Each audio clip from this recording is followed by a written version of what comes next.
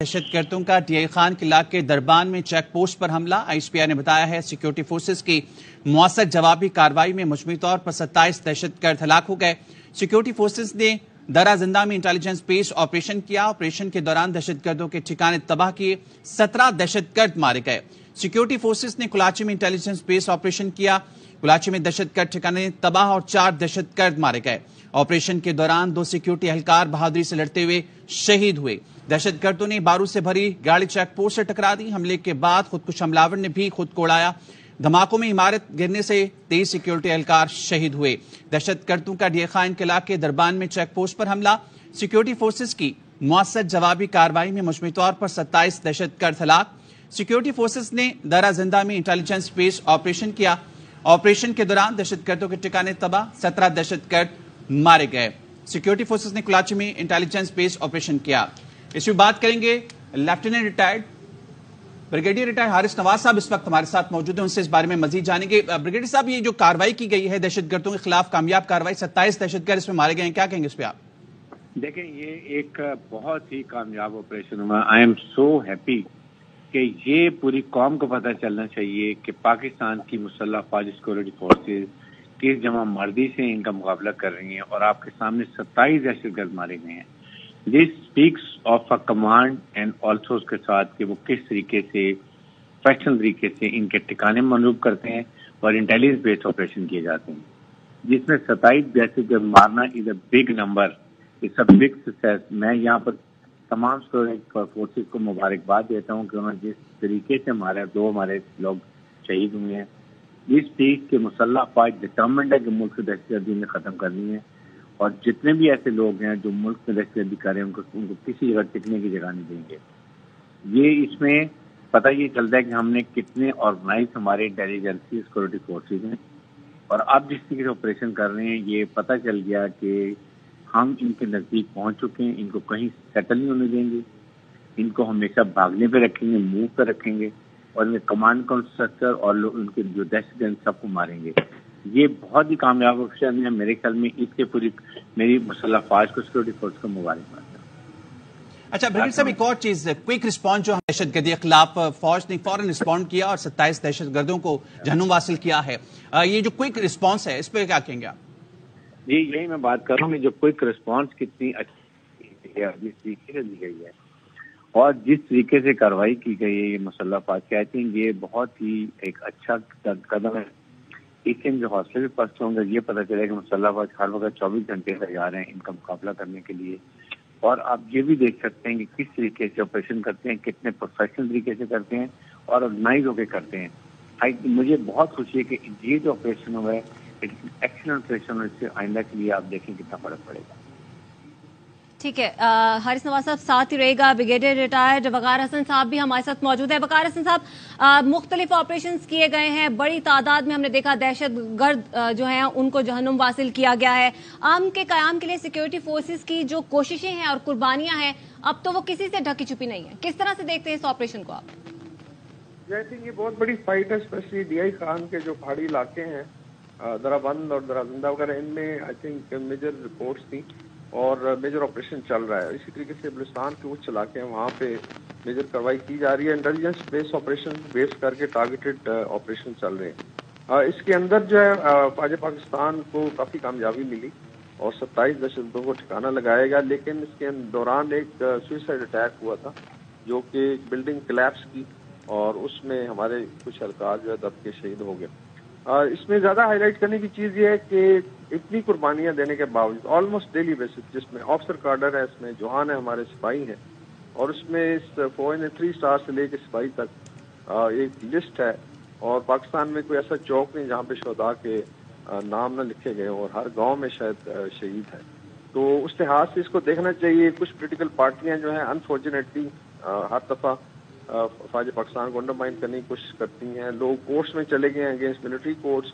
اس طریقے سے جو ریپیٹریشن کی جب بات ہوئی، بیکاز جو انلیگل امیگرینٹس ہیں وہ بھی ایک اسپیس کریٹ ہوتی ہے ٹیررزم کے لیے، اور پاکستان اس طریقے سے آپریٹ نہیں کر سکتا اگر فری فار آل ہو، اور وہاں بھی جا کے سب نیشنلسٹ لوگ، فرت اللہ بابر جیسے لوگ یا کچھ پی ٹی آئی کے لوگ ہیں جو سوشل میڈیا پہ بیٹھ کے ٹھٹھا اڑاتے ہیں، ان کو بالکل شرم نہیں آتی کہ کہ اتنی قربانیاں آفٹر آل یہ جوان اور آفیسر کس لیے دے رہے ہیں؟ بیسیکلی آپ اور ہماری پروٹیکشن کے لیے ہیں. اور پاکستان اگر محفوظ ہے، ہمارے شہر آگے پھر الیکشن آ رہا ہے. ڈی خان میں کافی تھریٹ تھا، انکلوڈنگ تھریٹ ٹو JUI کی جو لیڈرشپ ہے اس کے اگینسٹ تھریٹ تھا.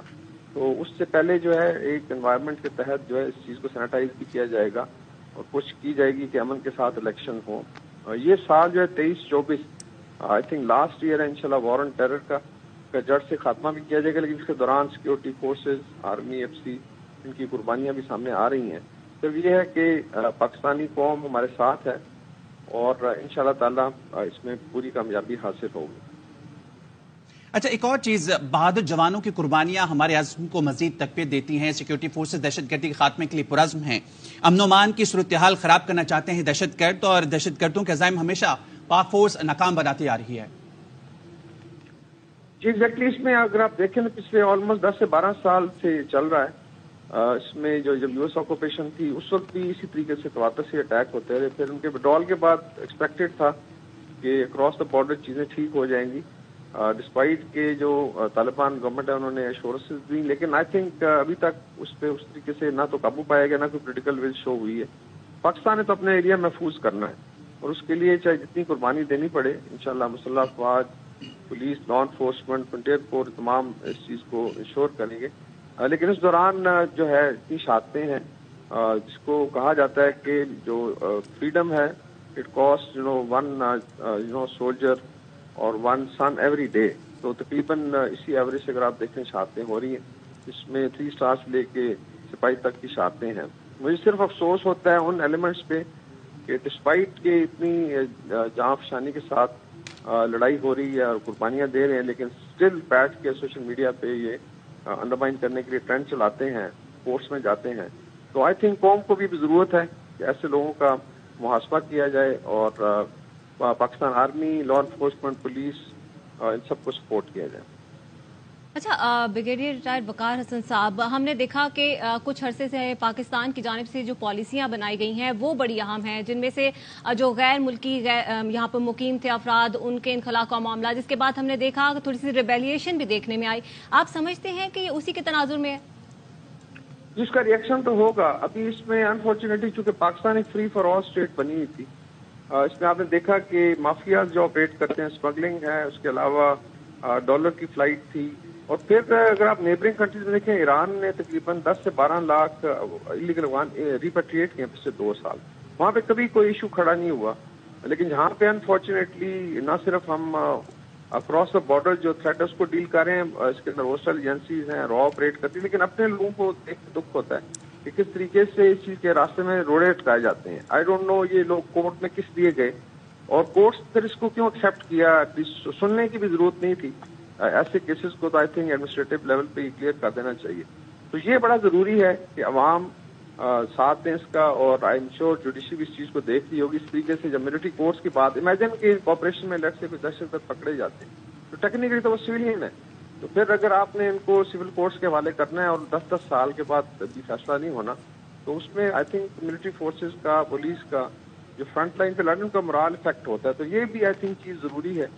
پھر آگے الیکشن آ رہے ہیں جس کے لیے ایک انوائرمنٹ کریٹ ہونا ہے، اور اس میں تھریٹس بھی ہیں سینئر لیڈرشپ، پولیٹیکل لیڈرشپ کو.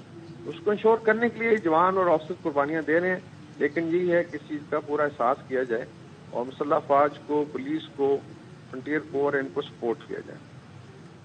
ٹھیک ہے، بہت شکریہ بریگیڈیئر ریٹائرڈ وقار حسن صاحب اور بریگیڈیئر ریٹائرڈ حارث نواز صاحب. آپ دونوں اس حوالے سے اپنا تجزیہ دے رہے تھے. DI خان میں سیکیورٹی فورسز کی دہشت گردوں کے خلاف مختلف آپریشنز کیے گئے ہیں اور سیکیورٹی فورسز کی مؤثر جوابی کارروائی میں مجموعی طور پر 27 دہشت گرد ہلاک ہوئے ہیں.